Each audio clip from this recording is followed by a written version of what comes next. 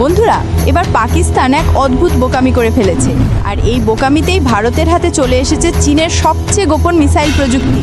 হ্যাঁ, ঠিকই শুনছেন, চীনের তৈরি PL-15 air two air missile, যা শত্রুর বিমানকে 200 কিমি দূর থেকে টার্গেট করতে পারে। সেই মিসাইলই এখন ভারতীয় বিজ্ঞানীদের টেবিলে। পাকিস্তান ভেবেছিল এই মিসাইল দিয়ে ভারতকে ভয় দেখাবে, কিন্তু তাদের এক টেস্টে মিসাইলটি ডিফেক্ট হয়ে ভারতীয় সীমান্তের কাছেই পড়ে যায়।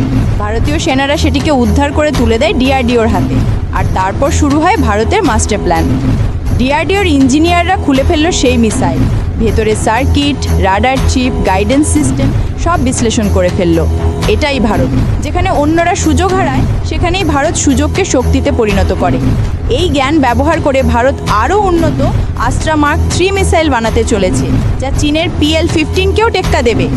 বেইজিং এখন একদম নীরব। তারা বুঝেই গেছে যে মিসাইলের রহস্য তারা বছর ধরে লুকিয়ে রেখেছিল, সেটা এখন ভারতের হাতেই।